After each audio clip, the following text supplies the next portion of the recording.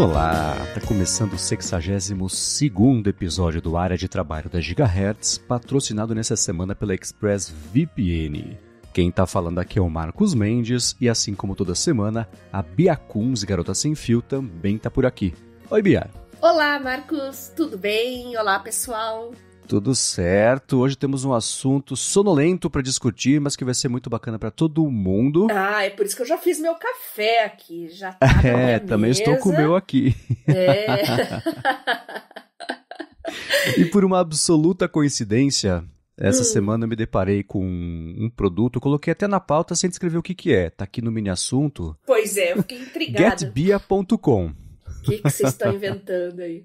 Acessa aí para você ter a sua reação ao vivo aqui na gravação e a gente já comenta o que é o Get Bia, ou só a Bia, na verdade. Meu Deus! Agora vocês podem ter a Bia, e não é OnlyFans, não é nada do que vocês estão pensando, não. Mas é quase, viu? Porque na descrição da página de compra tá lá, com Bia, você vai ter uma noite ótima todas as noites. Olha este é só. uma espécie de... Pensa num dispositivo, um capacete de VR, só que sem a parte visual. Então não tem câmera, não tem nada, ele é uma máscara, um capacete que se põe na frente dos olhos e tem o neurofeedback para um sono guiado, ele tem música... Ele tem luz, etc. E vai medindo as suas atividades cerebrais para, com isso, ir dando os estímulos certos para cada etapa do sono. Isso, né, com isolamento totalmente de luzes externas, etc. Para você poder dormir melhor. É a Bia Smart Sleep Mask. E por apenas 379 Bidens, você pode ter a Bia dormindo com você. Olha que legal. Tá vendo só? Eu vou deixar, é claro, na descrição aqui do episódio. E eu já vou procurar os papers disso aqui, porque no momento eu tô numa semana que eu estou estudando neurofisiologia, então... E eu tô lendo um livro que eu vou recomendar nesse episódio, evidentemente, né? Depois eu falo pra vocês qual que é o livro, eu dou mais detalhes, até porque eu tô na metade ainda, mas eu já recomendo, é um livro fantástico. Não é aquele livro do meme, não, que tem a mulher dormindo no metrô, assim, a capa do livro é Como Dormir, né? Não é nada disso. Dizem que é o melhor livro do mundo, né? Mas é quase isso. Mas é quase isso. É interessante como a gente quase não se preocupa muito com qualidade do sono. A gente só se preocupa com quantidade, né? Você vê se dormir o tempo necessário.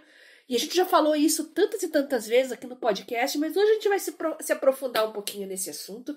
E eu vou me aprofundar um pouco na Bia também, eu vou procurar os artigos e o material científico desse dispositivo, que eu achei bem legal. Boa! O link vai estar na descrição do episódio. A gente brincou aqui, foi, né, meio irônico, mas é um dispositivo interessante. Nas fotos eu fico curioso para saber como é que é o conforto dele com você dormindo de lado, que eles dizem que não é um problema, né?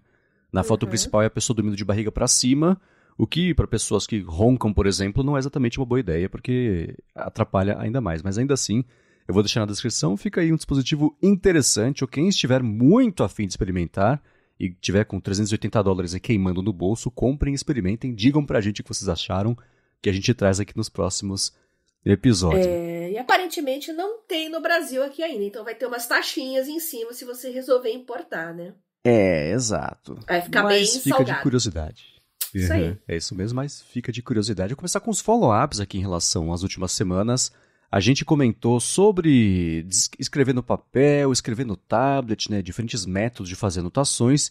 E Murilo Calegari falou que, independente de onde você escreva, escrever é relaxante demais. Ele falou que comprou um iPad 11 Pro, mais o Apple Pencil e mais a película Paperlike, e percebeu que nada se compara ao trabalho de lapidação de escrever no papel. Ele falou que a diferença do digital para o papel está no comprometimento, porque sabendo que a margem de erro é menor, o compromisso consigo mesmo é outro, exige mais cuidado. E escolher, por exemplo, o seu material de notas é tipo de roupa, só que você é a própria pessoa fazendo ali, é o próprio alfaiate, né? E ele prefere caderno médio com espiral, né? Com capa de plástico PVC flexível, mas ainda assim uma capa inspiradora, chamativa, que vibre e mude o ambiente. Ele falou que folhas de tom sépia e tamanho A5 são perfeitos, fáceis de carregar, confortáveis de escrever e ler, e acrescenta uma boa caneta macia e pronto, vai navegar. Nossa, Murilo, você captou perfeitamente a nossa ideia aqui e o que eu estava tentando passar também. Estava até conversando com o Marcos aqui um pouquinho antes da gente começar a gravar, porque eu sou muito acelerada, eu não paro quieta. Vocês que acompanham o podcast sabem que eu sou assim, né? E eu tento encontrar maneiras, às vezes, de dar uma freada, né? E eu gosto muito de caneta tinteiro e tô procurando usar mais caneta tinteiro porque ela me obriga a escrever numa determinada velocidade. Então, se você tem aquele pensamento acelerado, como eu, assim, às vezes parece que a mão não acompanha, por mais garranchosa que seja a sua letra, colocar uma caneta tinteiro, escrever devagar, você fica mais analítico, você fica mais sintético também, você tende a ser menos prolixo, que é outra tendência que eu tenho. Então, é ótimo. Caneta, papel ou caneta, tablet, escrever à mão, escrita cursiva, mais cuidadosa, como você falou, Murilo, é perfeito e você pegou aí a nossa ideia perfeitamente. Muito obrigado a Murilo. Lembrando que todo mundo pode mandar pra gente feedbacks no gigahertz.fm/feedback, tem link na descrição aqui do episódio. E uma coisa curiosa é que nessa semana, né, junto do feedback que chegou do Murilo, na verdade foi semana passada, acumulou para essa semana. A gente teve um episódio super bacana com o Guilherme Ramos na semana passada, falando sobre segurança, privacidade, tem feedback, também follow-up a respeito disso. Mas nessa semana existe uma empresa, um aplicativo chamado Luna Display. É de um pessoal que trabalhava na Apple e eles saíram da Apple e montaram essa empresa com esse aplicativo que hoje em dia a Apple acabou com uma parte do negócio deles, mas ele servia para você usar o seu iPad como uma segunda tela do Mac. Hoje tem a função nativa no macOS e iOS que faz isso, mas não tinha antes e eles têm umas funcionalidades extras. O ponto é, eles lançaram um segundo produto nessa última semana chamado Rock Paper Pencil, que é uma película que parece ser um vidro ou um acrílico, na verdade, com as bordas magnéticas para encaixar bonitinho ali na tela do iPad, e uma pontinha do Apple Pencil, que as pontas do Apple Pencil são intercambiáveis, né? Uma pontinha específica do Apple Pencil que dá ali a sensação de atrito certa nessa película também, que tem uma granularidade ali, para te dar a impressão de que você está escrevendo ou desenhando, rabiscando também no papel. E não é cara lá fora, né? Aquela coisa. Custa $32, então 32 dinheiros para uma coisa assim, vindo a película, vindo a pontinha também. É interessante. E eu vou deixar na descrição também aqui. O kit vem com 2 pontinhas de Apple Pencil, né? E fica parecendo mesmo caneta esferográfica. E para quem desenha esse tipo de coisa, deve ser uma coisa bacana. E morro de curiosidade de testar, mas eu não tive contato direto com uma película dessas. Eu particularmente eu não sou fã de películas. Eu acho que a gente já comentou isso em outros episódios, né? Eu não me adaptei a nenhuma. Comprei algumas bem caras, inclusive. Sei lá, eu prefiro escrever direto na tela. Eu tenho um feedback melhor quando eu escrevo direto na tela. E tem vários tipos, né? Cada dia surgindo uma nova película diferente. O Murilo ali antes comentou da Paper-like, né? Que é uma película muito popular. O pessoal que tem iPad só tem que tomar cuidado porque ela desgasta a ponta. Então você tem que comprar, já deixa de estoque aí umas pontinhas extras pro Apple Pencil, né? Mas cada um é cada um, né? Eu acho que película é uma coisa muito particular. Você tem que experimentar, ver se você gosta. Se gostou, adote. Se não gostou, não use. Vai do espírito de cada um. É isso aí. E o legal dela é que, por ser o acrílico ou o vidro, você tem certeza do material, não é aquela coisa de você colar, aquele compromisso maior de ter a película sempre. Você não vai usar, você tira e beleza, não fica bolha. Eu não consigo nem imaginar como é que seria essa película. É o tipo da coisa que só experimentando. Exatamente. Então vai ter link na descrição. E também sobre os métodos diferentes, agora da forma digital, de fazer anotações, o Eliezer Kossuik, espero ter pronunciado o sobrenome dele certo, mandou um artigo sobre o Aptabase, o Notion e o Obsidian, comparando os três. Ele foi feito pelo pessoal da Aptabase, então tem um lance de puxar a sardinha para o próprio lado, mas ainda assim me pareceu justo o artigo. E falando assim, né, quando você for avaliar um produto, né, para saber se ele é certo ou não para você, não olha para a quantidade de recursos, mas sim para como que esse produto pode resolver os problemas que você quer resolver. E o artigo compara diversas categorias entre o Aptabase, o Notion e o Obsidian, E é um comparativo que eu achei bem bacana, bem interessante. Eu vou deixar na descrição aqui. Legal. Pra quem também tiver interesse. Já vou separar. E o Aptabase a gente não tinha comentado ainda, né? Não. Não conheço também. Eu tô até anotando aqui que eu quero experimentar e vou ler esse artigo também. Parece bem interessante. Adoro conhecer esses aplicativos novos de anotações, mas vale a mesma ideia para as películas, né? Tem que experimentar, ver se você se adapta, se é o seu estilo, mas sempre que tiver alguma novidade de aplicativos de anotações, de softwares, de soluções, manda uma mensagem para mim, @BiaKunze, que é no Telegram. Lá você pode mandar print, link, pode mandar áudio, que eu tenho transcrição. Fiquem totalmente à vontade, tá?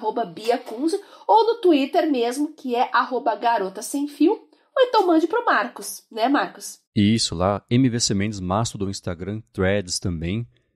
E, bom, vai ter na descrição aqui para quem quiser ler esse texto. O que eu achei interessante do Aptabase, que eu não conhecia também, é que ele funciona com um esquema, deve ser bom para fazer estudos, textos mais complexos, você escrever livros, por exemplo, porque ele deixa você ter grupos de artigos ou textos e relacionando uma coisa com a outra, uma árvore hierárquica, que é uma coisa interessante, codificar por cores também, o outline de um paper que você for escrever, deixa do jeito bem organizado, as referências também no lugar separado.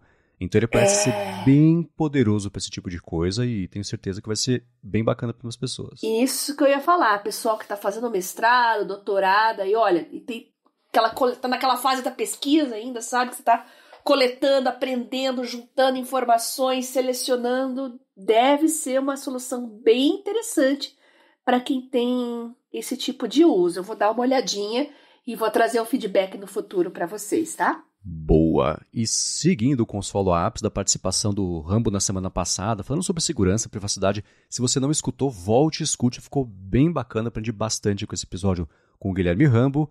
E o Mariano Silva falou que o Rambo mencionou um podcast que o Mariano também acompanha, e o Rambo não comentou o nome, mas é o The Privacy, Security and OSINT Show. Ele deixou o link na descrição, quer dizer, ele mandou o link, eu vou deixar na descrição, e ele é apresentado pelo Michael Bazel, que é ex-funcionário do FBI e que trabalhou também como consultor técnico da série Mr. Robot. Olha que bacana.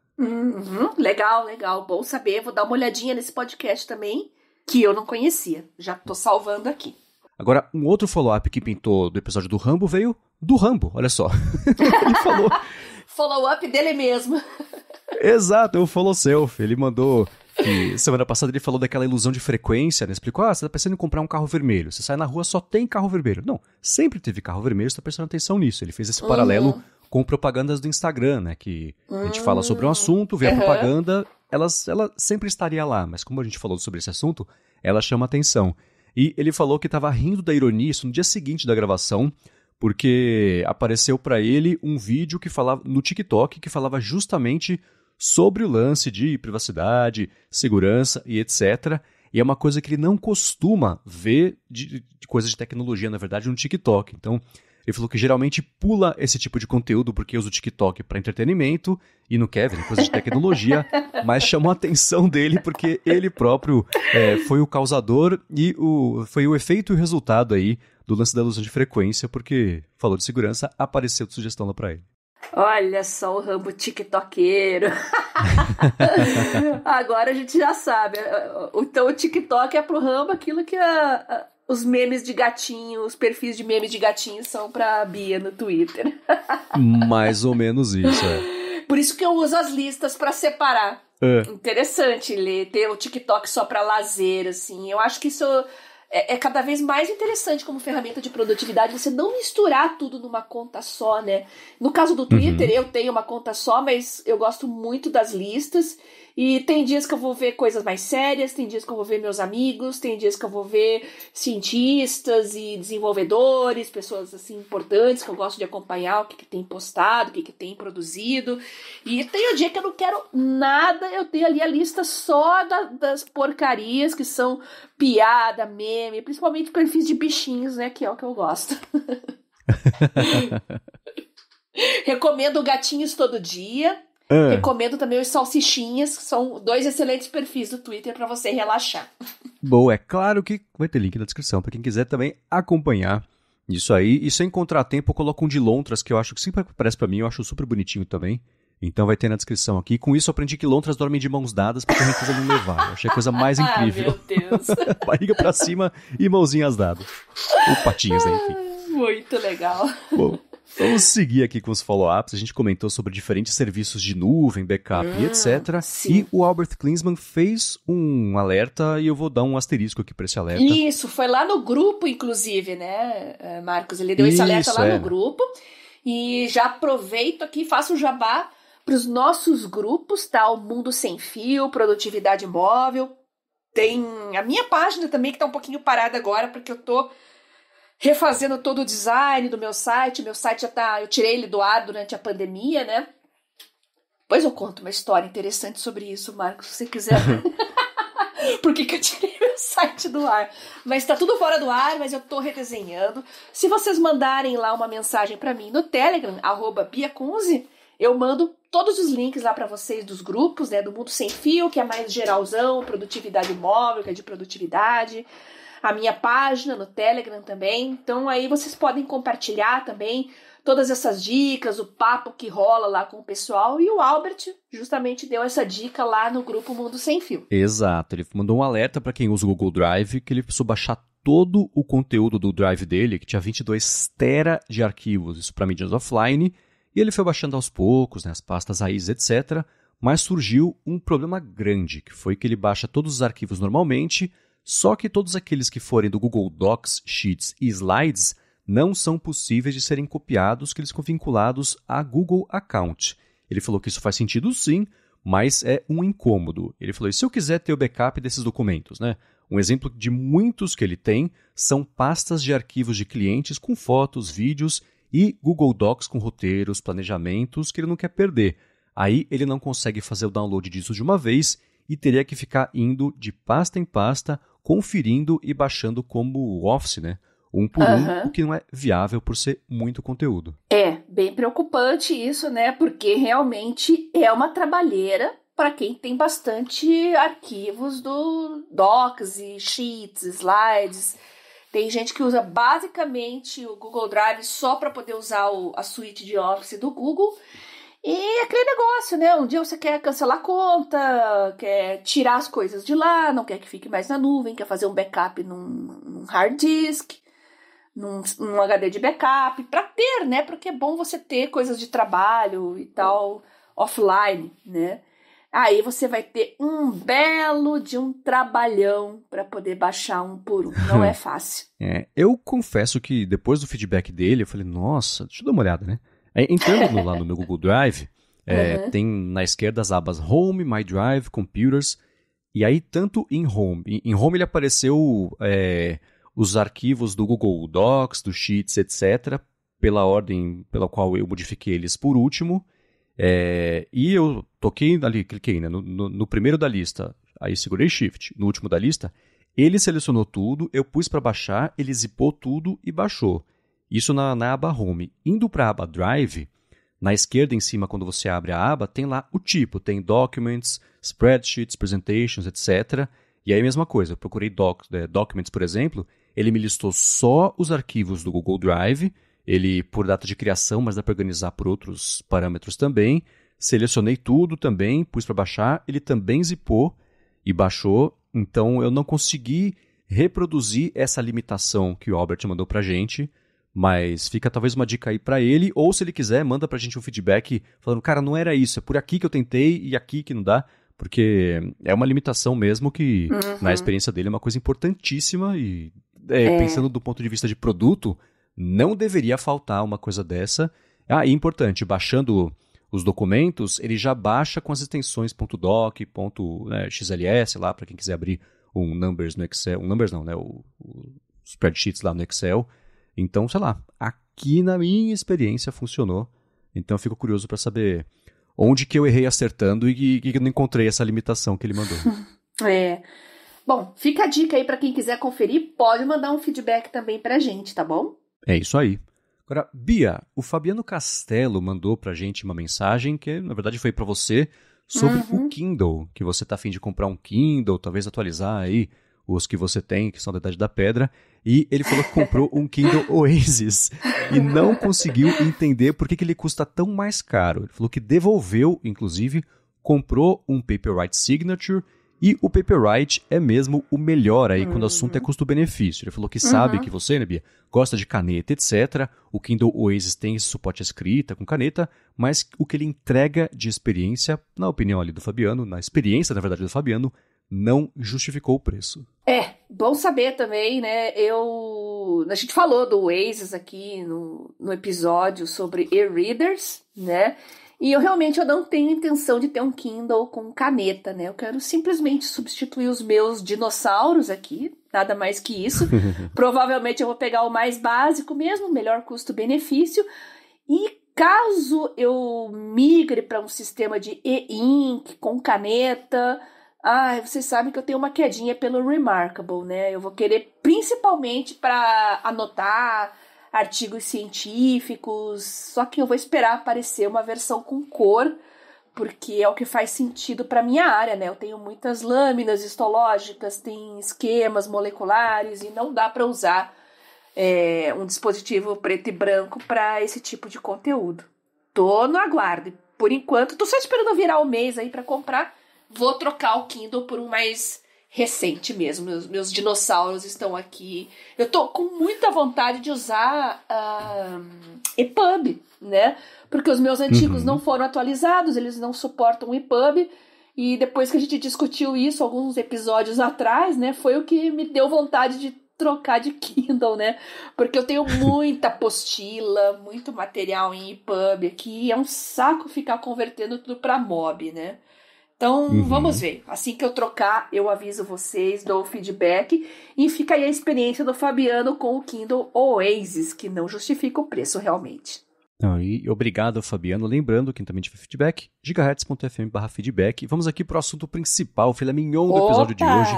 Falar sobre o micromonitoramento de sono, que hoje eu estou muito curioso para aprender com a Bia a respeito disso. Meu Deus. Mas antes eu vou tirar um minuto do episódio para agradecer a ExpressVPN, que está mais uma vez patrocinando o Área de Trabalho e segue com desconto para você que quer navegar do jeito mais seguro web afora e também com mais possibilidades de assistir, principalmente a coisas de streaming. A segurança é aquela coisa. Se você se conecta aos Wi-Fi de shopping, de hotel, de aeroporto, de avião, esse Wi-Fi geralmente é de graça, exceto do avião, que é caro, mas ainda assim os seus dados são parte aí do preço, porque o pessoal fica, né, quem está oferecendo o serviço gratuito, ou não no caso do avião, fica de olho nos sites que você acessa, vai coletando esses dados, aplicativos, conteúdos, por quanto tempo cada coisa, e pega isso e vende para institutos de pesquisa, para depois a gente se ver relatório tal, mostra que o site X caiu 20% de um ano para cá. Como é que eles sabem disso? Com esses dados coletados e essas internets grátis, geralmente são uma dessas fontes, mas com a ExpressVPN isso não acontece, mesmo quem está oferecendo a conexão não consegue saber o que você está fazendo com ela, porque tudo passa a ser criptografado e a ExpressVPN armazena esses dados em memória RAM.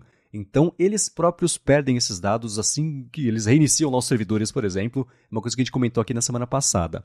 Outra coisa bacana é a seguinte. Se você se conectar, escolher lá os coisa de 100 países que eles oferecem para rotear a sua conexão e acessar os serviços de streaming, você vai ver o catálogo desses países e não o catálogo do Brasil, e são catálogos diferentes. Nem tudo que está lá fora está disponível aqui, nem tudo que tem aqui está disponível lá fora. Então, se você viajou, por exemplo, está nos Estados Unidos, não consegue ver uma série que só tem aqui no Brasil, abre a ExpressVPN, se conecta pelo Brasil, acessa o streaming e pronto. Isso vai estar lá para música também, tem diferentes catálogos e direitos, etc., para exibição, streaming de música. E uma parte bacana é a seguinte: não tem queda significativa na velocidade, ping um pouquinho, né, porque vai mais longe, mas ainda assim a sua experiência, você consegue ver num 4K na Netflix, por exemplo, numa boa, mesmo roteando a sua conexão. Agora, a parte mais bacana é a seguinte: acessando o endereço expressvpn.com/adtrabalho, você tem, primeiro, 30 dias para experimentar a ExpressVPN e ver como é fácil não só usar, mas configurar no seu telefone, no seu tablet, computador, na TV, dependendo do modelo, no roteador da sua casa, para tudo já passar a ser criptografado aí mais seguro. E aí sim, para assinar o plano anual, são 3 meses a mais de graça, só porque você acessou por meio do link expressvpn.com/adtrabalho. Então, Vai lá, conhece, experimenta, eu uso, eu confio, expressvpn.com/adtrabalho. Muito obrigado, ExpressVPN, pelo patrocínio de mais esse episódio aqui do podcast e pelo apoio a toda Gigahertz. E outra coisa que muda bastante quando você usa VPN é a qualidade dos anúncios. Então, se você assina algum serviço gratuito suportado por anúncios, olha, de repente mudar o país muda um pouco a qualidade dos anúncios e você vai ver umas coisas diferentes também. Muito obrigada ao pessoal da ExpressVPN por acreditar no nosso trabalho e patrocinar o podcast. Muito obrigado e vamos lá, Bia. Faz umas semanas você falou que estava com uma ideia que eu achei super interessante para a gente abordar aqui, que é aquela coisa, a gente fala sobre acompanhar o sono, já tivemos, por exemplo, aqui o Pillow como patrocinador, já faz bastante tempo aqui, há bastante tempo que eles patrocinam a gente, não estão patrocinando esse episódio, mas assim, acho que vai ser inevitável falar dele aqui. Tá, você usa aplicativos, coleta esses dados, gera relatórios, mas e agora, né? O que você faz com isso? Então chegou a hora de descobrir como fazer esse micromonitoramento do sono para entender o que está acontecendo e dormir melhor, que eu acho que todo mundo pode se aproveitar e gostar dessa ideia, né? Bom, antes da gente falar de micromonitoramento, é importante a gente entender melhor por que a gente dorme, como a gente dorme, o que acontece enquanto a gente dorme e por que é importante a gente dormir bem. Muito mais do que horas de sono, qualidade de sono. Então, já de cara, eu vou recomendar para vocês aqui um artigo e um livro, que eu já mandei aí para você os links, Marcos. Tô vendo agora. O livro é fantástico, é do Matthew Walker, Por que nós dormimos? Tem em português também, tá na Amazon, pode baixar para ler no Kindle. É um livro fantástico, vai mudar totalmente a sua percepção sobre sono. Eu tô mais ou menos na metade ainda, mas já tô recomendando a leitura. Eu tô na parte que ele fala de sonhos, que é realmente muito interessante. Mas veja, a gente vê quantos mitos a gente encontra no dia a dia sobre sono, né? É importante a gente fazer um retrospecto, um feedback, entender melhor os nossos hábitos. Você sabe que a gente nem sempre teve o hábito de dormir 8 horas por noite, Marcos? Talvez o nosso DNA, a nossa construção não seja para a gente dormir 8 horas de sono por dia. Por isso que tem pessoas que se acham mais diurnas, tem outras que se acham mais noturnas. E se você tem origem, né, étnica europeia, é bem provável que você prefira trabalhar mais à noite.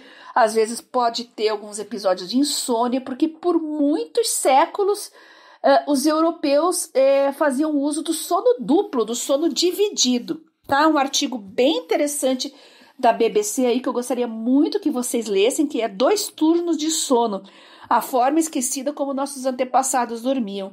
Então tinha ali um horário, dormia algumas horinhas, acordava, ia fazer outras coisas e o segundo sono vinha bem depois. Então a gente fazia 2 turnos de sono por noite. E pro estilo de vida da época funcionava muito bem. Tinha coisas que as pessoas queriam fazer somente à noite, com mais calma. E hoje em dia muita gente faz isso também. Desenvolvedores, escritores. Muita gente se sente mais produtiva à noite por causa do silêncio, da luz mais aconchegante, né? Então é interessante você pensar que às vezes não é legal você ir contra a sua natureza, contra a sua construção, que você pode ser mais produtivo e render melhor fazendo 2 turnos de sono. Por que não?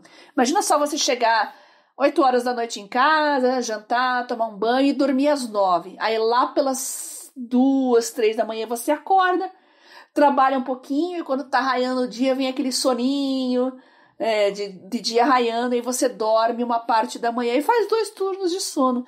Uma época que eu estava estudando para vestibular, eu fiz isso e funcionou bem, mas eu não quis adotar isso como estilo de vida para mim, porque eu sou muito produtiva na parte da manhã. Eu funciono muito bem, eu sou daquela que acorda feliz, que dá bom dia para todo mundo, as coisas mais importantes do dia eu faço já logo de manhã. Por isso que eu gosto de gravar o podcast também na parte da manhã, parece que as ideias fluem melhor. Quando eu gravava à noite, eu já estava exausta, parece que tinha que fazer o cérebro pegar no tranco. Então, cada um é cada um. Então, eu acabo preferindo dormir um pouco mais cedo para acordar bem cedo e aproveitar mais essa minha produtividade matutina. Você é mais noturno ou mais diurno, Marcos? Eu sou, desde criança, bem mais noturno. Isso, assim, antes de eu aprender a falar ou andar, meus pais diziam já que a hora que ia anoitecendo, minha energia ia começando a aumentar, e até hoje é assim. Quando eu estudei no período da tarde na escola, de manhã um pedaço da escola, na faculdade também, à noite no fim da faculdade, e à tarde e à noite eu rendia bem mais do que de manhã, e até hoje eu prefiro deixar as coisas que envolvem mais cérebro mais pra frente do dia do que de manhã. Porque Olha de só. manhã eu nunca funcionou, assim, eu demoro pra esquentar e pegar no tranco, sabe? Sou meio ao contrário nesse sentido. É. Uma coisa que ainda não tá funcionando pra mim e funciona pra muita gente é fazer atividade física de manhã. Parece que tem gente que acorda, vai malhar, toma um banho e aí começa a trabalhar. Comigo isso não funciona, eu preciso tomar meu café e preciso fazer uma atividade mental. E atividade física para mim funciona muito bem, mais na hora do almoço. Eu acho que é mais por uma questão psicológica, sensação de dever cumprido. As coisas mais importantes do dia estão prontas, então eu não sinto que fazendo exercício físico, indo para academia, eu não estou, entre aspas, perdendo tempo. Então eu me concentro mais nos exercícios, nas execuções. É engraçado isso, né? E tem gente que faz mais no fim da tarde. Olha, no fim da tarde eu realmente não tenho condições de nada. Eu só quero tomar um banho. Eu deixo pra comer, tomar um banho, relaxar, pegar um livro, fazer uma atividade mais calma, entrar nas redes sociais. Assim, não, tem que ser no final do dia, porque senão eu fico completamente esgotada na parte da noite. Mas engraçado, né? Vocês, ouvintes, são diurnos, são noturnos, mandam feedback pra gente aqui. Contem para nós o que vocês fazem como principais atividades e se vocês preferem fazê-las durante o dia ou à noite e por quê. Expliquem bem certinho o estilo de vida de vocês. E leiam esse artigo, comecem por esse artigo da BBC. Vejam só que interessante essa história dos 2 turnos de sono. E leiam o livro do Matthew Walker para vocês entenderem melhor como é que o corpo funciona. Aí talvez vocês consigam entender melhor o seu estilo, o seu próprio corpo e o que vai funcionar melhor para vocês. E aí entra o micromonitoramento que você me perguntou. Eu adoraria que tivesse um software para isso. Acho que no futuro talvez eu faça. Mas no momento, sabe aquele meu diário, aquele journal que eu tô fazendo, que eu comentei no episódio do journal? Sim. Então, uma das funções dele é monitorar o meu sono, fazer o micromonitoramento de sono. E eu faço isso uma vez por semana, ou no sábado ou no domingo, né, o dia da minha manutenção semanal.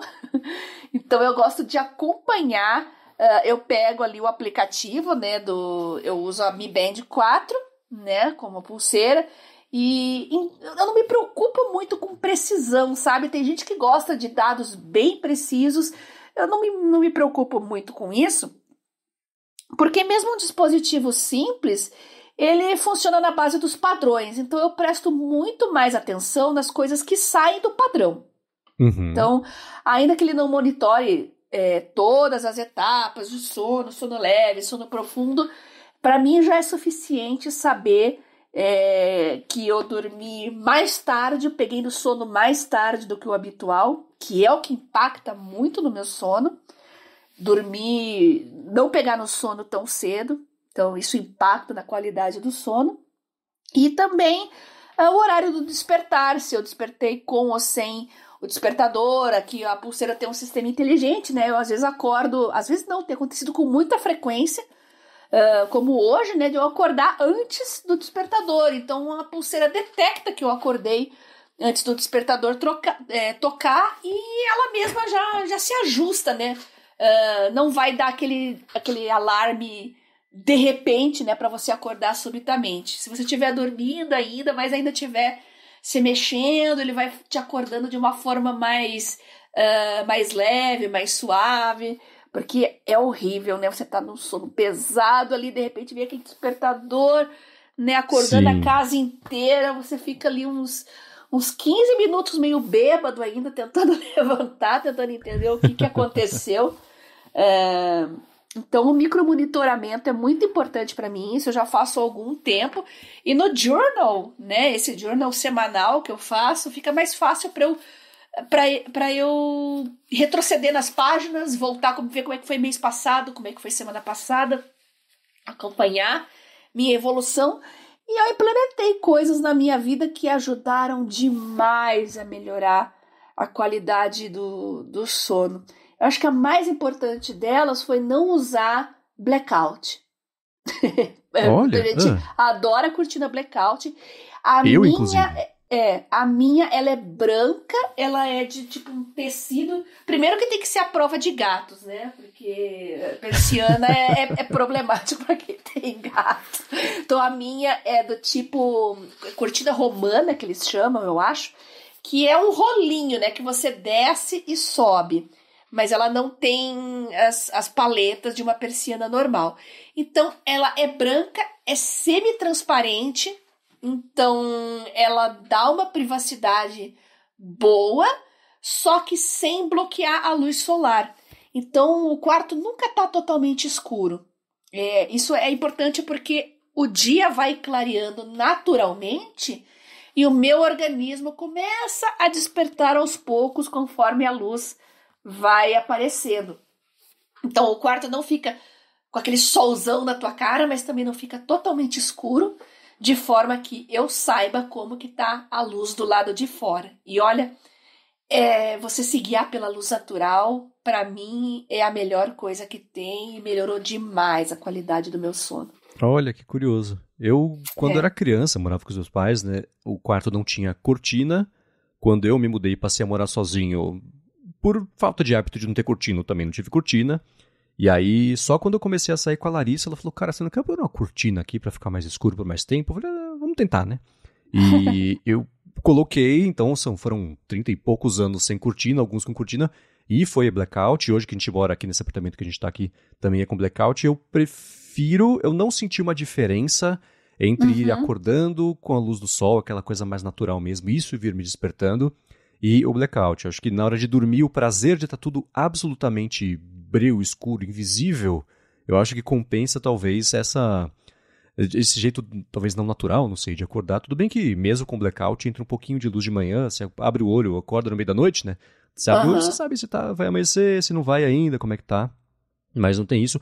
Eu sei que existem, por exemplo, lâmpadas inteligentes que você configura para elas refletirem elas mimetizarem o que seria essa luz do sol. Então elas vão acendendo aos pouquinhos, a partir das, 5, 6 da manhã, naquela tonalidade mais amarelada, alaranjada, vai azulando, para simular mesmo, como se fosse o sol nascendo dentro ali do quarto, mas eu nunca experimentei para ver como é que é. Tem acessórios, sei que espelhos também, que você bota uma luz por trás e isso já começa a fazer também. Aquela própria, a Bia, que a gente falou no comecinho, dormir com a Bia, tem ali na parte de dentro, uma das camadas também é uma camada de luz que também vai mimetizando ali a luz do sol, também com aquele amarelinho, aquele alaranjado para a pessoa ir acordando. Então, cientificamente, é uma coisa que eu sempre escuto que faz muito bem mesmo, apesar de que a minha experiência com blackout pode ser por ser relativa novidade, considerando há quantos anos estou vivo, pode ser. Mas eu tenho preferido o blackout para dormir, mesmo que eu acorde e ainda esteja um breu. Muita gente gosta do ambiente totalmente escuro, né? Muitas pessoas têm o hábito de fazer isso e deixar um cômodo da casa, geralmente o banheiro, assim, com a luz acesa, a porta entreaberta. Meus pais fazem isso e eu odeio. Quando eu durmo lá, eu fico completamente alucinada, porque meu sono, a qualidade despenca completamente. Então você se acostuma, né, com uma forma de dormir, com uma forma de iluminação. E no meu quarto aqui, pelo menos, mesmo à noite, com essa cortina semi-transparente, não fica totalmente escuro, porque tem o prédio do lado, tem a vizinhança, tem as luzes da rua, assim, então tem um pouquinho de claridade. Então não tem o perigo de eu levantar à noite e dar uma topada com o dedão na quina da cama. Não tem esse perigo, porque nunca tá totalmente escuro, mas é uma coisa mais natural. Então todos esses recursos que vocês estão vendo aí, tecnológicos, são simplesmente para simular aquilo que eu já estou fazendo naturalmente. Olha que interessante, né? E realmente acordar para mim, junto com a luz, né, no meu quarto especificamente não bate diretamente o sol na cama, né? Ele é mais no escritório, que é mais outro lado da casa. Mas no quarto, assim, tem uma iluminação boa o suficiente para eu acordar e eu tô animada. Acordo bem, claro, tem aqueles 5 minutos que você tá ali colocando a cabeça em ordem. Mas eu acordo, começo a fazer as coisas, já ajeito a casa, já começo a fazer o café, preparar o podcast aqui, os gatos vão lá e aquela festa também. Então as manhãs para mim são bem animadas, bem produtivas e esse tipo de iluminação me faz muito, muito bem.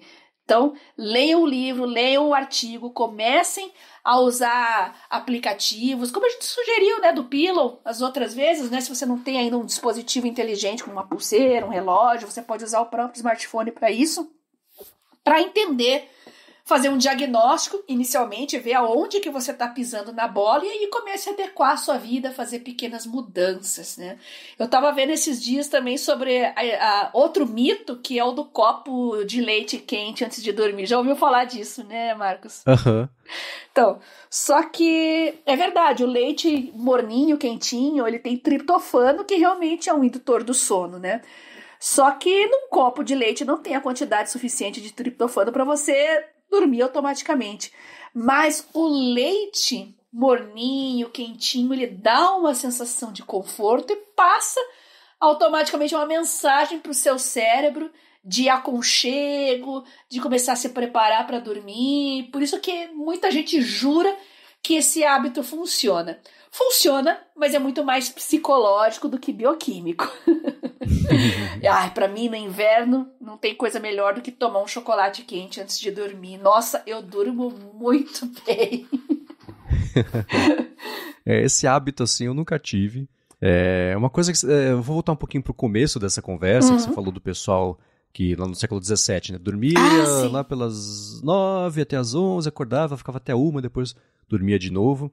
E eu lembro, da primeira vez que a gente falou sobre o sono aqui, do jeito menos aprofundado dessa parte de microdirecionamento, vou encontrar o episódio e deixar aqui na descrição, a gente comentou que existiam, por exemplo, sempre tem texto, Leonardo da Vinci fazia 15 sessões de meia hora por dia dormindo, distribuídas ao longo do dia, a cada não sei quantas horas. Cristiano Ronaldo faz 6 sessões de 40 minutos de sono distribuídas também ao longo do dia. Essas coisas... Existe um pouco de aura, que nem o negócio dos cadernos das pessoas criativas e geniais, né? Existe um pouco de aura nisso aí, mas no fim das contas é o que funciona para essas pessoas e a gente, dentro das recomendações macro científicas e de observação própria, a gente tem que encontrar o que funciona melhor para a gente, né? Então, é uma coisa que a gente pode falar aqui é sobre o funcionamento mesmo das etapas de sono e colocar o sono, isso dentro de uma outra coisa também, que é o ciclo circadiano, né, que entra todo o aspecto aí de como o nosso corpo se comporta nas diferentes horas do dia, mas isso não é regra, né? A humanidade não é uma ciência exata, então a gente tem que ir observando o que funciona pra gente, observando como é que o nosso corpo reage, e dentro desse macro, que é a recomendação ou científica, ou médica, ou por hábito, né, de como é que as pessoas dormem, ver o que funciona pra gente, né? Porque não dá pra querer moldar também a gente numa regra, sendo que a gente sabe que não vai funcionar, porque a gente já conhece melhor nosso corpo, né? Vale a pena a reflexão, porque muita gente realmente não se adapta a essa história de dormir 8 horas por dia, começando lá pelas 11, meia-noite, ou então um pouco antes, acordar cedo é sempre um tormento. Você sente que sua vida é miserável, de repente é porque você está tendo que se enquadrar num padrão de sono que não foi feito para você. Então tem que pensar sobre isso e procure maneiras de driblar esse tipo de coisa. Sim, a própria quantidade de sono, né? A recomendação... Eu procurei estudos mais recentes e... Eu não sei se é sinal dos tempos, aquela coisa toda, mas a recomendação de horas diárias de sono, alguns já falam mesmo sobre 6, 7, não necessariamente as 8 horas, que são o padrão desde criança aí que eu escuto, que são 8 horas por dia. Eu sempre me dei bem com menos horas dormidas, então... Se eu dormir 5, ok, dia seguinte eu tô imprestável, mas 6, 7... Pra mim já é suficiente, 8, né? Que sorte, melhor ainda. E aí, quanto mais eu durmo depois disso, pior fica de novo, né? Se eu dormir, sei lá, 10 horas numa noite, num pedaço do dia, dia seguinte eu acordo tão ruim quanto se eu tivesse dormido 5. Dá dor de cabeça, meu corpo rejeita horas extras de sono, ele não sabe o que fazer com isso, né? Então, pra mim, o alvo bom ali de 6 a 7 já funciona. Uhum. Eu tô na casa dos 7 agora, o que pra mim tá funcionando super bem, né? Indo deitar mais cedo do que o habitual. E eu lembro que na época que eu tinha consultório, eu adotei a siesta, aquele soninho depois do almoço. E funcionava super bem, porque eu também tinha um ritmo de vida bem louco, né? Eu trabalhava o dia inteiro, à noite tinha aulas e tal. E como eu podia fazer o meu horário, né? Eu fazia o horário do almoço e eu tirava uma sonequinha ali, uns 20 minutos, não mais que isso, né? E ajudava, dava aquela revigorada, porque eu fazia muita cirurgia também. Então, as cirurgias mais complexas eu sempre procurava marcar na parte da manhã, quando eu estava bem descansada e tal. Mas tem pessoas que não podiam, né? Então eu tinha que me adaptar também a esses horários. Então eu fazia aquela sonequinha depois do almoço. E o meu primeiro horário da tarde começava às 2 ou 2:30. Então tinha dias que eu fazia soneca, tinha dias que eu ia para academia. Então eu tinha esse intervalo do meio-dia às 2 que eu realmente usava para malhar ou então para tirar uma soneca. E funcionava também super bem. E eu gostaria de voltar a fazer isso, só que no meu estilo de vida atual, que eu tô trabalhando em casa aqui na parte da manhã, aí 11 horas eu tenho que comer alguma coisa e já me preparar para sair, então realmente não tá funcionando mais. Mas eu acho que quem puder deveria experimentar, faça o teste. Inclusive, alguns gurus de produtividade recomendam o coffee nap, né? Que é você tomar uma xícara de café, tirar uma sonequinha e dar o tempo aí da cafeína começar a agir no seu corpo e em 15 minutos você tá descansado e pronto para continuar. Era o que eu fazia, né? Eu almoçava, depois tomava aquele cafezinho, tirava a sonequinha e partia para a próxima cirurgia e funcionava super bem. Agora, cada um é cada um, né? É o que a gente tá falando aqui. Experimentem. Quem quiser experimentar essa siesta, né? Já que os espanhóis, latinos gostam bastante disso, né? De repente não é a sua praia também. Então experimente, se você se dá bem ou se você faz isso, manda um feedback aqui para mim e pro Marcos que a gente vai comentar nos próximos episódios. Boa. Eu não consigo tirar sonecas porque eu sempre demoro muito para adormecer. Não sei se clinicamente isso configura insônia. Eu vi que alguns estudos falam, se você leva mais de meia hora para dormir, depois falar, acabou o dia, deita, desliga tudo, deitou na cama, mais de meia hora para dormir, já configura um estágio de um nível de insônia. Uhum. Eu sempre levei meia hora, 1 hora, 2, 3, né? A cuca nunca desliga. Então, é curioso porque com a Larissa também. E eu acho que o pessoal de saúde desenvolve essa habilidade sobrenatural de dormir em qualquer lugar, a qualquer momento, plantão, porque é a hora que dá. Né? Se eu fiz muito plantão na vida, então eu pensava assim, puxa, eu tenho 2 horas agora até o próximo atendimento. Então, exatamente, sei lá, você faz milagre. E acho que o hábito de acordar muito cedo e dormir muito tarde, você também desenvolve essa capacidade de, ao longo do dia, tirar umas micro sonecas, o famoso dormir em pé. Dormir no meio da aula, sabe aquela pessoa que dorme? Tem gente que dorme mesmo no meio da aula, tem gente que dorme no meio do podcast, tem gente que consegue, né?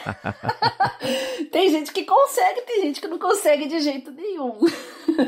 Sim. Mas você tem razão, o pessoal da saúde é assim mesmo. Sim, a Larissa por muitos anos fez plantão de cirurgia em emergência, né? Então era aquela coisa, na madrugada você dorme o tempo que dá e ela levou isso pra vida. Então é curioso, assim, eu brinco que ela consegue dormir entre o tempo que leva entre ela começar a deitar e enquanto sai a cabeça no travesseiro, ela já dormiu. É uma coisa sobrenatural. E aí eu fico, vira pra lá, vira pra cá, vira pra lá. Então eu acho muito incrível isso. O pessoal de saúde parece ter mesmo desenvolver essa habilidade de fazer isso. E dando uma espiadinha na parte mais científica do sono, para quem quiser entender as etapas, a gente tem 2 tipos, né? Tem o sono REM, que não é REI, muita gente fala sono REI, não é REM, R-E-M, tipo a banda, né? O R-E-M, que é o Rapid Eye Movement, e isso é uma etapa só, que é o sono REM, e existem 3 outras etapas de sono não REM. Então quando você deita ali, você está ainda em vigília, está acordado, né?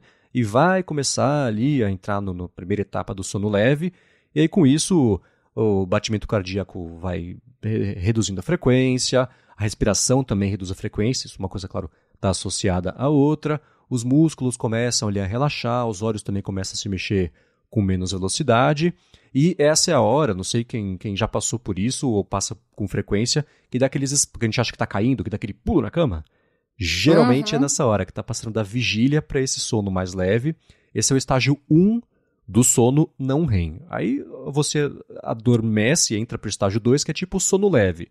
O batimento segue caindo, a frequência segue caindo, a temperatura também, né, segue caindo, que eu acho que faz sentido porque se o sangue não está circulando com uma velocidade mais alta, aquela parte central do nosso corpo que é mais quente não está mandando o sangue quente ainda para as extremidades, acho que aí a temperatura cai mesmo, né? Aí os olhos param de se mexer, isso nesse segundo estágio. A atividade cerebral também entra numa fase que os estímulos externos não te acordam, então se alguém encostar em você no braço assim, daquela resvaladinha, isso não te desperta, né? Que a gente nunca ia dormir, né? E aí, somando os ciclos todos de sono ao longo da noite, esse estágio 2, a gente entrar nele, sair nele, entrar de novo e sair de novo, a gente passa mais tempo nesse estágio. Passado esse estágio vem o 3, do sono não REM, que é o sono mais profundo, que os estímulos externos e ruídos também não te acordam. Se passar um carro buzinando da rua, a não ser que seja uma coisa muito alta, etc. Geralmente na CNTP isso não acorda a gente, e é a parte de maior relaxamento, as ondas cerebrais ficam mais lentas. Eu vou inclusive deixar aqui na descrição do episódio uma imagem que mostra as diferentes atividades de ondas cerebrais ao longo aí dessas etapas, e é super curioso, porque a frequência, né, cada vez que o pico e o vale das ondas cerebrais, quanto maior for, mais profundo for o sono, essas ondas vão caindo, exceto no sono REM, que é essa quarta etapa, que é geralmente onde a gente sonha, e a atividade cerebral ela é super parecida com a atividade cerebral de quando a gente está acordado. Só que os nossos músculos ficam bloqueados ali para não reagir aos estímulos do sono. É o contrário, né? Do acordado para dormindo e dormindo para acordado, senão a gente ia sair andando, correndo, né? Ou mexer braços e pernas enquanto dorme. Então, o corpo trava isso no sono REM. É quando geralmente acontecem os sonhos, apesar de o sonho poder acontecer em diferentes etapas. E o curioso é que, assim, cada uma dessas etapas tem durações que variam, né? De 10 a 20, de 1 a 2, de 20 a 40 minutos. Mas, no geral, passar pela 1, 2, 3 e a 4, que seria o sono REM, levam aí meia hora. Aí reinicia o ciclo. No começo do sono, a gente vai no estágio 1 pro 2 pro 3, volta pro 1, não tem sono REM, isso acontece depois no segundo, terceiro ciclo de sono. Mas eu vou deixar na descrição também para quiser ler mais a fundo essas etapas, mas geralmente esse é o caminho, né? Então, a cada 1h30, a gente passa por todas essas etapas e volta a ficar no sono mais leve, que é quando é a melhor hora da gente acordar, né? Então, por exemplo, a gente falou do Pillow, que vai acompanhando as fases de sono, e se você quiser acordar às 8 da manhã, por exemplo, ele fica de olho de 15 para as 8 até às 8 para ver se você volta ou está no sono leve. Tá no sono leve, que faz parte do ciclo natural das etapas do sono, aí ele te acorda, é quando, o que você falou, né, Bia? Você acorda com uma disposição maior, né? Não acorda aquele sono profundo, vindo das profundezas da existência, que você não sabe nem quem você é, nem onde você está, nem o que você precisa fazer da sua vida, né? Então as etapas são essas, pra gente entender melhor aí como é que isso funciona.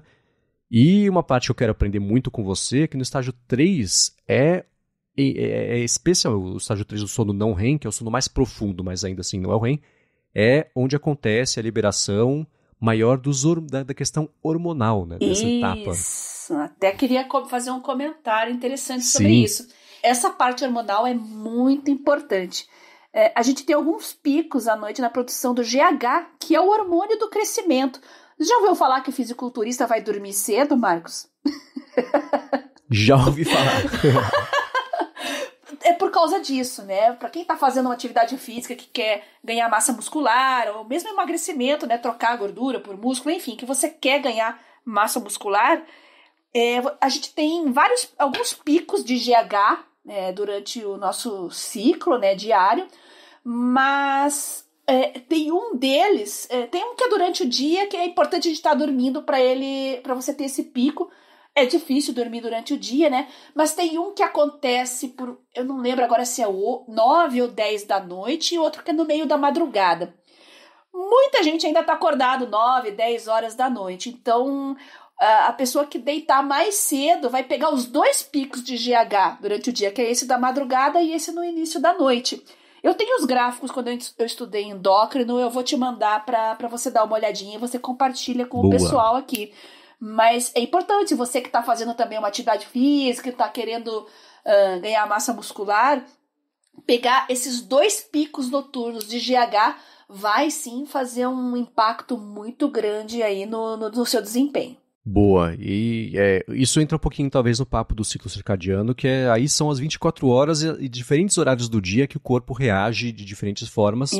Isso, claro, levando em conta o que eu acabei de falar, né? Cada corpo é diferente, tem uma outra coisa aí, mas isso que eu vou deixar na descrição, e eu olhei, todos são meio parecidos, fala que às 9 da noite começa a produção da melatonina, aí às 9 da manhã é o pico de cortisol, então uma coisa é para ajudar ali no sono, a outra é para você, né? Depois do pico de cortisol, uma hora depois, vem o período que você está mais alerta.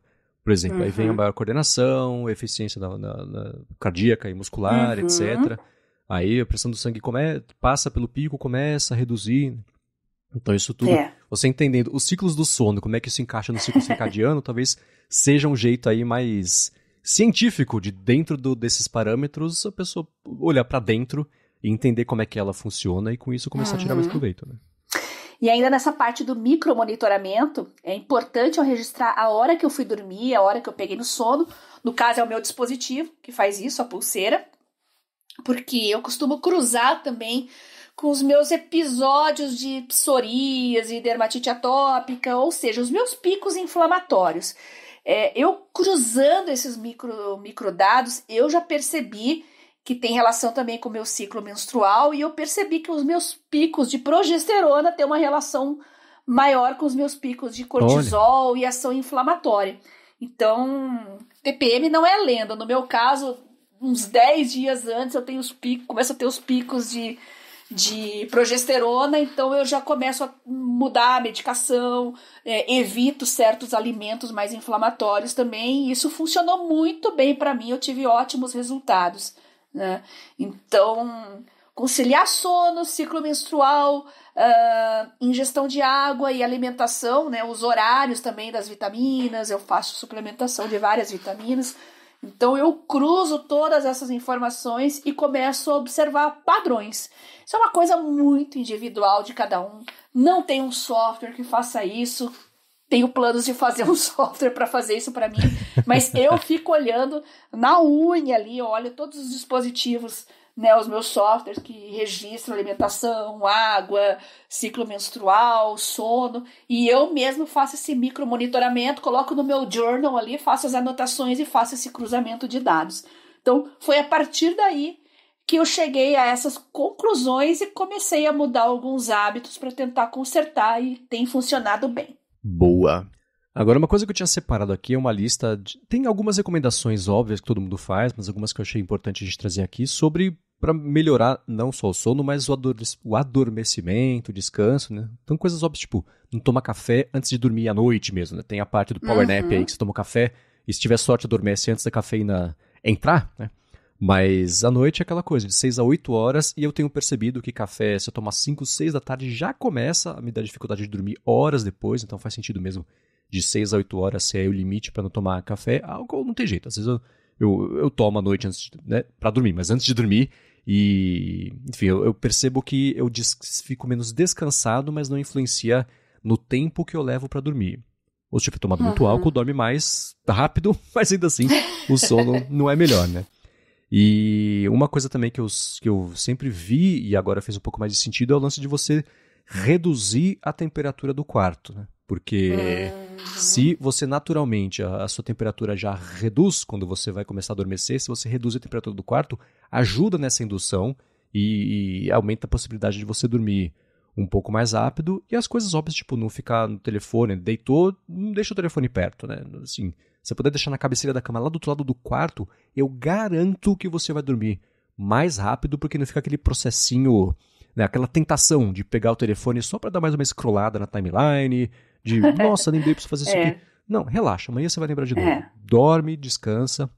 Então, não deixar o telefone ao alcance ali, ou ficar usando muito, né, na cama antes de dormir. Não, cama é para deitar e dormir. Se você deitar na cama e começar a mexer no telefone, aquela coisa toda, você se condiciona a não investir todo o seu esforço naquele momento para dormir. Naquele momento não, naquele lugar, né? Naquele cenário para dormir, que é o objetivo. Né? Então eu, por exemplo, apesar de demorar para dormir, eu não tenho o costume de, puxa, acabou, vamos para a cama ficar lendo e conversando. A gente faz isso na sala, na hora que vai para a cama, para dormir, porque não fica ali condicionando a cabeça a pensar que depois que vai deitar, ainda tem mais X tempo ali de existência que não seja para dormir. Uhum.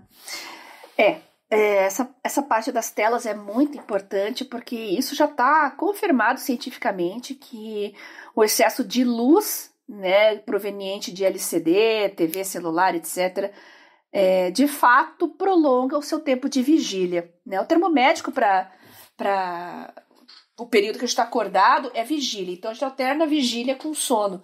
E realmente os eletrônicos prolongam esse tempo de vigília e acabam prejudicando o sono. Então, se você tem problemas com isso, é melhor nem levar o celular para o quarto, esconde. Se for o caso, leva o Kindle para fazer uma leitura, se leitura ajuda você a relaxar. Então, faça uso disso, ou com Kindle, ou com um livro de papel, realmente, né? Cafeína, que é um estimulante. Eu, depois das 5 da tarde, eu não tomo mais café, porque eu acabo preferindo tomar chás, né? Só cuidado com o chá, tem chá que tem cafeína também. Então tem que saber escolher bem o chá. E eu gosto muito de café, não só pela cafeína, eu gosto pelo gosto mesmo. Eu gosto da bebida café, mas eu tenho aquela consciência, assim, que são 2 xícaras por dia, no máximo. Não tomo mais que isso. A minha da manhã é sagrada. E algumas, às vezes, eu tomo no meio da tarde. Se eu vou sair, eu tomo logo depois do almoço. Aquele cafezinho depois do almoço sagrado, né? Pra dar aquele espantado na preguiça.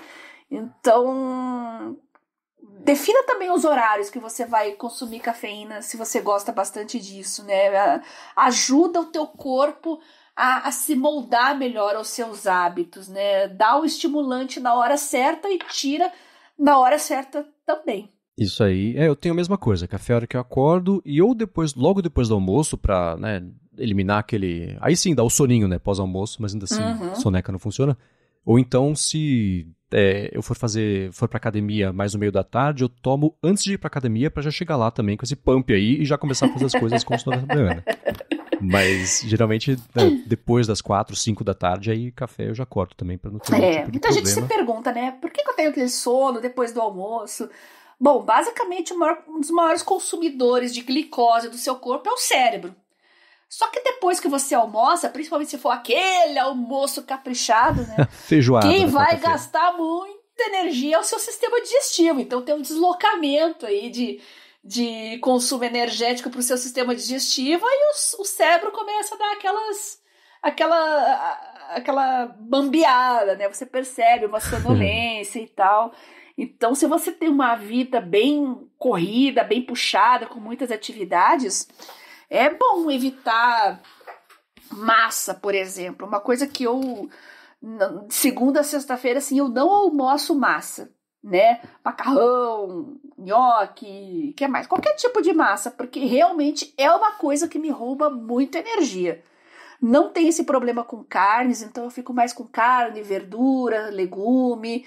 Eu fico super bem, fisicamente falando, ao longo de todo o dia, quando eu faço esse almoço mais proteico e com verduras e legumes, do que com carboidrato muito pesado. Então, farinha no almoço eu evito ao máximo, porque eu vou ficar sonolenta na parte da tarde, é horrível. E não tem café que segure. Comer aquela macarronada na hora do almoço, vocês sabem qual que é o efeito. Receita pro desastre no resto do dia. Agora, a carne, apesar de ter a gordura e tal, é uma coisa que o nosso próprio organismo controla, porque tem um certo limite, a gente tem um certo limite de ingestão de gordura saturada, que o teu corpo mesmo fala, pronto, agora já deu. Então, parece que você come menos quando você dá mais prioridade para parte proteica no almoço. Então, você acaba comendo menos, come melhor e não tem esses episódios de sonolência na parte da tarde. Boa, e uma última coisa que eu vou trazer aqui que eu achei uma ótima de que eu vou testar quando acontecer é o seguinte, né? Acontece com você, Bia, você dormiu, beleza, aí você acorda no meio da noite e tá totalmente desperta, que parece que já se passaram 8 horas e você poderia existir, trabalhar, etc. E demora pra voltar a dormir. Já rolou? Tem, é sempre no período pré-menstrual. Eu não tenho TPMs, assim, eu nunca tive de oscilação de humor, assim, eu geralmente sou bem estável com relação a isso, mas eu percebo alterações de nível inflamatório e demoro mais para pegar no sono também, porque eu acho que os níveis de estresse aumentam, o cortisol tá fazendo aquele efeito ali, então quando chega esse período assim, eu já começo a me cuidar mais. São os dias que eu tomo chocolate quente antes de dormir, porque ajuda. Uma coisa que eu vi é a seguinte, se você dormiu, a hora que você acordou e não consegue mais dormir, sai da cama. A recomendação parece contraproducente, parece, né, contraditório, mas sai da cama, vai ler alguma coisa, 20 minutinhos, meia hora, volta pra cama, você vai adormecer mais rápido do que se você ficar na cama. E aí a receita pro desastre é aí sim, né? Você acordou, não vou conseguir dormir. Mexer no celular, né? Na cama. Não. Sai, vai fazer outra coisa, vai dar um soninho, você volta. E isso acelera essa volta a dormir. Quando você acorda no meio da noite e não consegue voltar a dormir. É uma coisa que acontece comigo, não diria frequente, mas também não é nunca, né? Tá entre uma coisa e outra, é raro. Mas próxima vez que isso rolar, eu vou fazer esse teste. Trago aqui como follow-up no episódio seguinte a isso, pra ver se funcionou ou não. Mas eu achei interessante essa ideia de sair da cama pra poder voltar a dormir. E pra mim a receita de ter pesadelos é ir dormir depois das 6 da manhã. Porque, não sei. Não sei qual a explicação. Às vezes, num feriadão, num domingo, sabe quando você acorda assim 6:30 e fala, não, só de raiva eu vou voltar a dormir. Uhum. Eu tô tentando não fazer mais isso, porque quando eu volto a dormir, eu acordo tendo pesadelo. Não sei por quê, não sei qual que é a explicação disso, mas ir dormir no início do dia é fatal. Eu vou ter um pesadelo e eu fico com raiva de mim mesma depois que eu tenho feito isso. É impressionante. Mas deve existir algo aí, porque eu tenho uma experiência parecida. O nosso dia a dia aqui em casa é assim, né? A Lari levanta super cedo. Eu costumo levantar com ela, enquanto ela toma um banho, eu faço um café pra ela, né? Boto uma água na garrafinha que ela vai levar, e ela volta pra cama, ela toma o café dela e vai trabalhar, né? E geralmente é isso, 6, 6:30, 7, dependendo do dia. E eu aproveito para espremer mais 1 horinha, 40 minutos, 2 horinhas de sono, dependendo do dia. E nesse período eu também tenho sonhos. Eu não sei se chegam a ser pesadelos, mas incômodos. Você acorda e fala, velho, o que foi isso? Né? Aquela coisa que de onde veio esse negócio? E geralmente é nesse sono também. Se eu dormir a noite inteira e acordar às 8 da manhã, beleza, eu raramente lembro dos sonhos. Mas se eu dormir até às 6 e depois das 6:15, 6:20 até às 8, nesse período é loucura também. Então deve existir algum motivo para isso que você disse. Vamos pesquisar. Eu achava que era uma coisa só minha. Não. E vocês, ouvintes, também têm esse pesadelos e dormem mal nesse sono da manhã? Contem pra gente aqui, porque feriadão, é melhor acordar e fazer alguma coisa já na parte da manhã, porque inventar de dormir, vou dormir de raiva, só porque eu posso, não dá certo e eu me arrependo. Se vocês passam por isso também, mandem um feedback pra gente, que eu vou adorar pesquisar depois os motivos para esse tipo de acontecimento. Muito bem, se você quiser encontrar os links do que a gente comentou ao longo do episódio, vai em gigahertz.fm/adtrabalho/62 ou dá mais piada nas notas aqui do episódio. Quero, como sempre, agradecer a ExpressVPN pelo patrocínio do Hora de Trabalho, a vocês que deixam avaliações, que recomendam o podcast para os amigos e para as amigas também, e claro, a você, Bia, por nos ajudar a entender o que está acontecendo com a gente quando a gente dorme. Eu que agradeço você, Marcos, por me convidar a participar desse projeto incrível, nossos ouvintes que estão sempre mandando dicas super legais, pautas, feedbacks, sugestões e, claro, os nossos patrocinadores que viabilizam esse projeto. Eu já passei os contatos aqui, mas vou repetir rapidinho. O Telegram é @BiaCunze e no Twitter é @GarotaSemFio. Boa, para falar comigo, MVC Mendes, lá no Threads, Instagram e também no Mastodon. Eu apresento aqui na Gigahertz, sua fonte toda segunda-feira, área de trabalho toda sexta-feira. Toda sexta também tem Hipsters Fora de Controle, que eu faço com a Alura pra gente falar sobre inteligência artificial aplicada, e escrevo todo sábado pro Mac Magazine.